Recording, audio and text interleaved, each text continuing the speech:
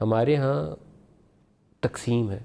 تقسیم یہ ہے کہ کچھ لوگوں کا خیال یہ ہے کہ خود سے کوئی جیش، کوئی سپاہ، کوئی لشکر یہ کام کرے، اپنے ہاتھ میں لے لے، وہ ٹھیک ہے. پرائیویٹ آرمیز، مسلح جتھے، وہ یہ کام کر سکتے ہیں.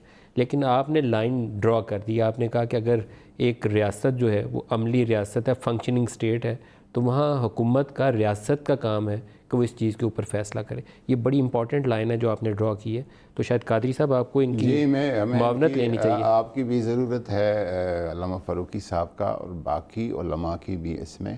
اور انہوں نے پیغام پاکستان جو ایک ڈرافٹ بنا ہوا ہے، اس میں یہ چیز کلیئر کر دی گئی ہے کہ پاکستان کا ایک باقاعدہ ادارہ ہے مسلح افواج، اور ان کا موٹو اور ان کا منشور جہاد فی سبیل اللہ ہے، اور وہ بنایا گیا اس کے لیے ہے. تو جس ملک میں اسلامی ملک ہے، اسلامی ریاست ہے، ادھر ایک ادارہ جہاد کے لیے موجود ہے.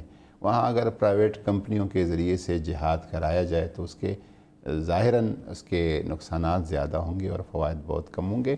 اور اس میں اس ڈاکومنٹس پہ کوئی 1000 علماء کی دستخط موجود ہیں، اور اسی ڈاکومنٹس کو الازہر نے، ابھی سعودی عرب نے، ابھی انڈونیشیا نے سب لے کے جا رہے ہیں ان کو. اسی پہ ان کا بھی اتفاق ہو گیا ہے. تو اس میں ہمیں کھل کے آنا چاہیے اور اس پہ بات کرنی چاہیے.